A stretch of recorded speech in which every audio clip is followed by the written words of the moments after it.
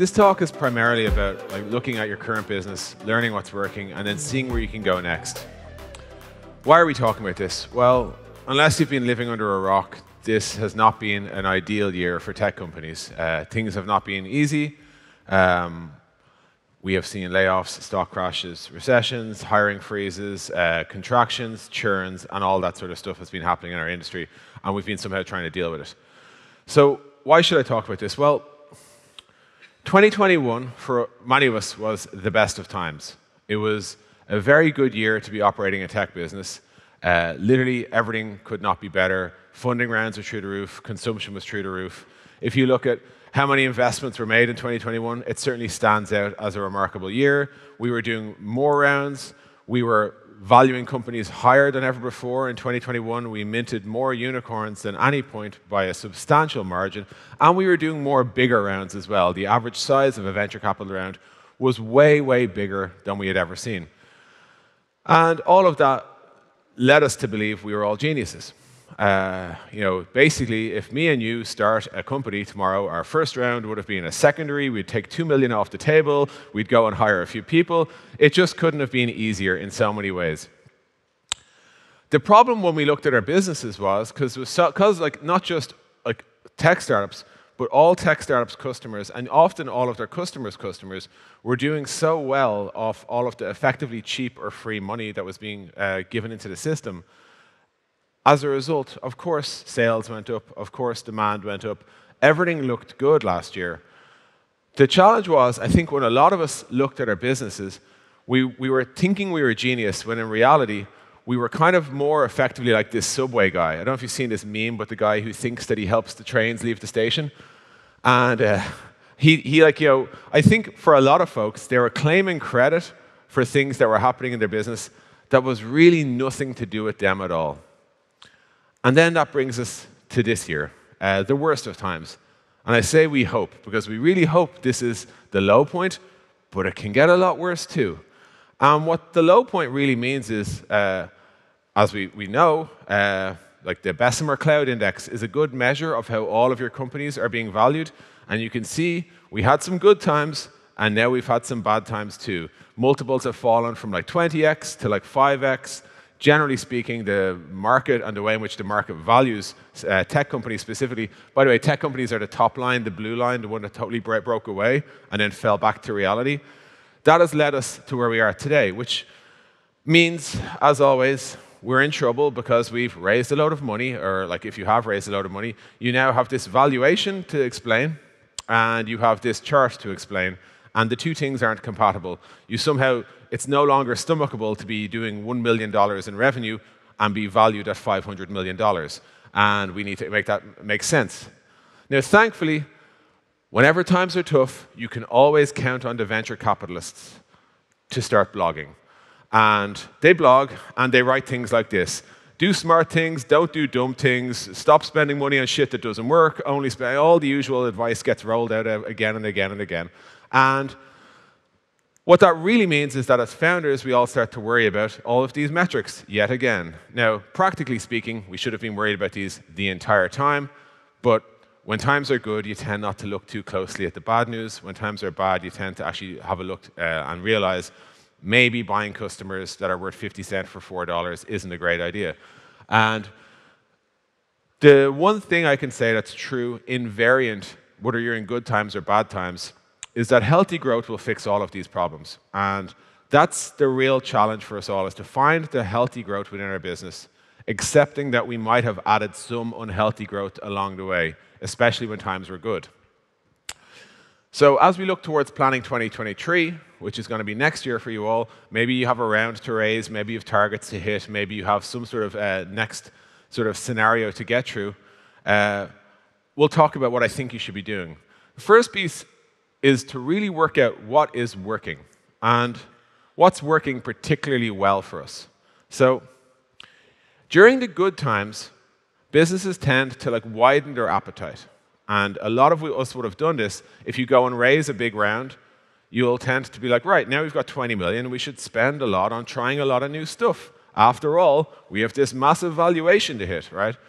So you get into this mode of experimentation, this mode of let's just Try stuff, throw it out there, see what happens, see what sticks. Maybe it's a bit unprofitable now, but it'll work out eventually. And generally speaking, what that does is it will grow your revenue at a high cost, and at some point you're going to realize that we probably overshot the mark. And then in bad times, you move out of that why not phase into a why phase, or we'll build it and they will come, into something like, let's see what they came for us to buy, and then let's make sure we have that thing for them. You also move to a mode of like, let's make sure the existing business is healthy before we try anything else new. And you also start to think about time frames, because time is an important concept when you have a runway. You need these experiments to pay off, because money isn't infinite. So for a lot of businesses I spoke to within my portfolio, what it looks like is they were here. They had 3 great years. 2021 caught them by surprise. It was a phenomenal year. And they just thought, well, clearly I'm a genius. Clearly this is going to be at least a multi-billion-dollar business. And then 2022 came, and it wasn't quite the year they'd hoped, or it's forecasted maybe not to be quite the year they'd hoped. And based on that, they're starting to form sober projections of maybe what 2023 might look like. Now, all of a sudden, you start to realize this isn't as, this might not be the decacorn that we thought it was going to be. Now, the point is, and what we'll talk about is the idea that within your business, there are really, really healthy cores.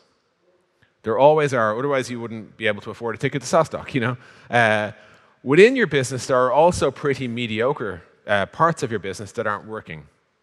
And the challenge is that if you add this mediocrity to your business that is otherwise healthy, the average of your business starts to look less healthy. Or put another way, if you add shit to your business, you'll get a shit business, right? So if you have a fast-growing $5 million business, $5 million revenue, and I offer you a bag of $1 million worth of additional revenue that doesn't grow, that sounds like it should be good.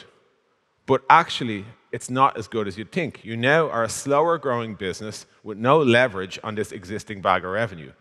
And that just means that you've potentially brought on new types of customers, new types of product lines, new types of marketing channels that don't work as well.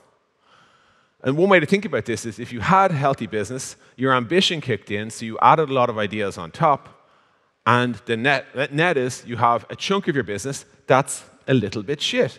And the idea is we need to whittle that out and actually invest in the pieces of your business that do work. So the most important thing to do to understand how your business works is to slice your business and learn as much as you can about what I would call your bullseye customers. What are the type of customer that you will just always win? You would have absolute confidence that you will win.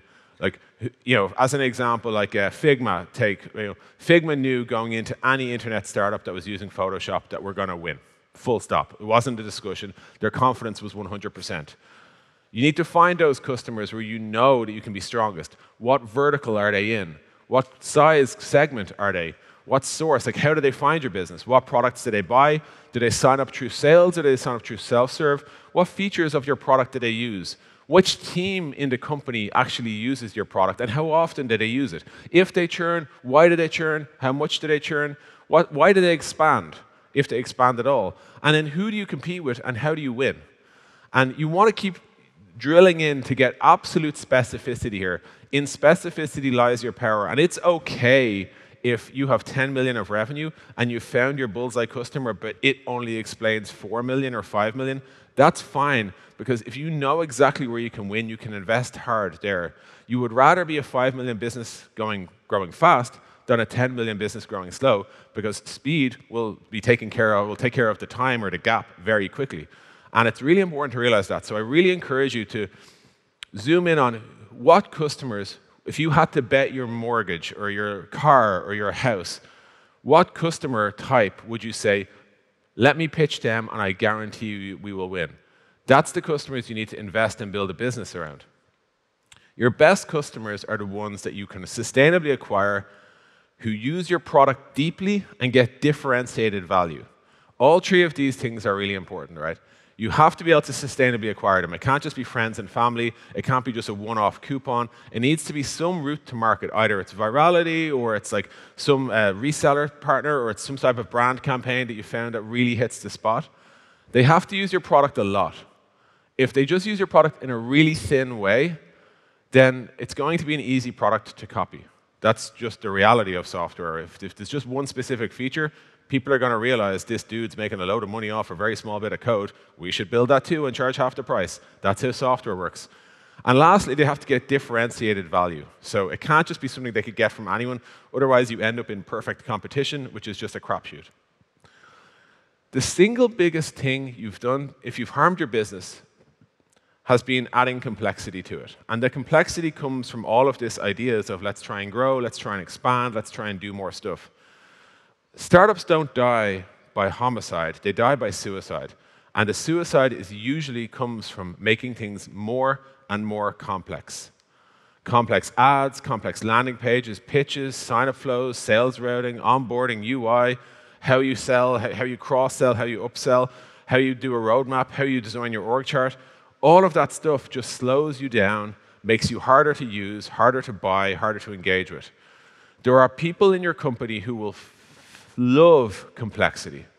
That's because it's where if you hire them from a big company, they just eat and drink the stuff. And they will tell you every single thing needs to be more complicated than it is. And they will encourage you to this world on the right where everything is messed up with everything else. And they will push back on any narrative that says, you know, we have one product and we sell it really well, and here's who we sell it to, and here's why we sell it, and here's how we pitch it. They hate that. It puts them out of a job occasionally. They're like the program manager for advanced product integration complexity or something like that, and they don't like hearing the idea that there's a simpler business to be had here. Now, where does complexity come from? Well, you might have any sort of decision or workflow in your business where you say, all right, customer starts here and they go over here to step 2, and that's pretty straightforward and it works perfectly. Now, somebody comes along and says, well, there might be a second business to be built here that looks something like 2 but slightly different. And you say, okay, and we have some models and spreadsheets that suggest that this could be incremental revenue. And you say, okay. And then you find yourself in this meeting where they're saying to you, so the decision is, should we attract more customers or not? And you're like, I guess we should attract more customers. And just to make it easier, they bring you all these fucking charts that are like, hey, here's all the reasons and projections and forecasts that tell you this is going to be great. And meanwhile, all you have to combat this is a sense of, this is more complicated than I thought it would be. That's, there's something like not quite sitting well with me here. But you relent, and you go, and now you've got this. And if you keep going, you get a big surprise, which is this. Every decision process, should we hire or fire? Should we add a product line or not? Should we change from self-serve to sign-up? How many ways should we sign up? Should we do reseller or not? They're all just complexity on top of complexity on top of complexity. And Aaron Levy, who's the CEO of Box, has like a multi-tweet rant about this topic, but there's a lot of good things in here. The one thing I'd encourage you to think about is every single choice anyone makes, either your employees or your customers, reduces throughput. It just makes things less likely to happen. Complexity kills productivity, and simplicity causes speed, which causes productivity. And you should just always think about that whenever you decide to do it. An interesting discussion between Mark Pincus from Zynga and Steve Sinofsky from Microsoft is really interesting. He says, every single choice, just imagine you're going to lose half your customers along the way. Sinofsky adds that it's not just that, it's also the usability. People just give up on things when they get too hard. And perhaps the most interesting point from Spencer here, he says, friction isn't linear. Adding 2 or 3 more choices to a thing doesn't degrade it by 10% and 10% and 10%. It's actually exponential. It goes from 10 to 40 to 80. It actually kills you in that regard. So instead of saying, should we attract more customers or not, you should actually say, should we attract more customers but risk losing customers slowly through a drip feed of exponential complexity, or should we keep our funnel the way it is and simplify what's already good? And that's the actual calculus you need to do whenever anyone is trying to make your healthy business grow faster through additional complexity. It always looks good in the short term, always. It's the long term is what will kill you. When you have your bullseye customer and you've removed the complexity, you then focus on what's working. So here's an example scenario from a company I recently invested in. Our best customers are B2B SaaS, less than 500. They hear about us through the product management community.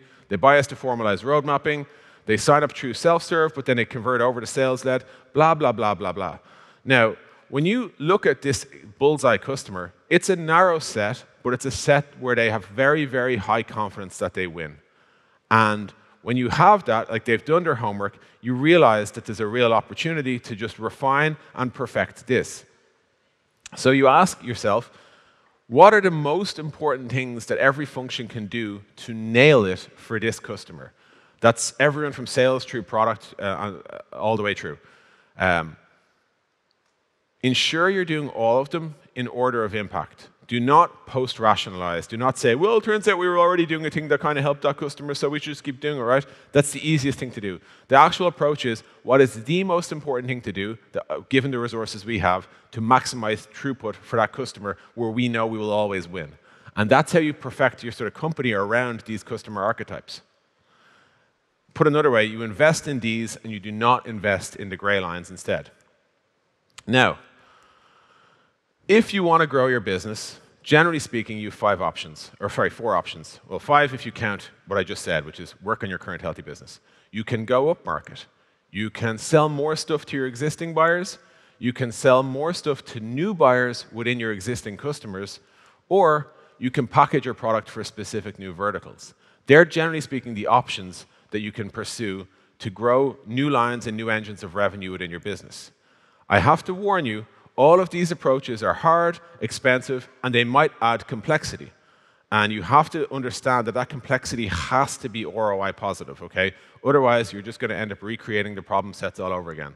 So put another way, don't do this unless your core business is good, right?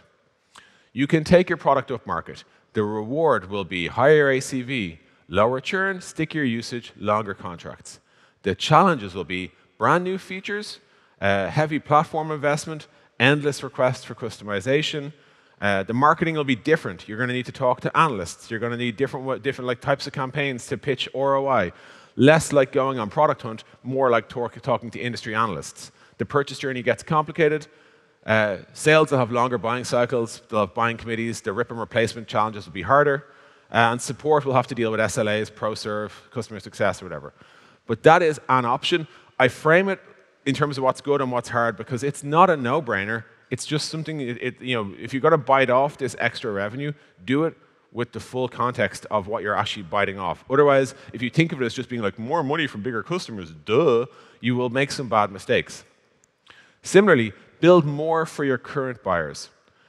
So what's good about this is you already have the customers. You're just going to increase your average contract value. You're going to improve your product posture because you're actually becoming more of a dominant platform. And you have an easy route to market.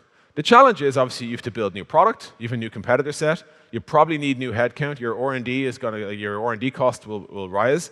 From a marketing point of view, you now have to create a brand umbrella that somehow makes sense that you sell, like expense tracking and whatever payroll software or something like that.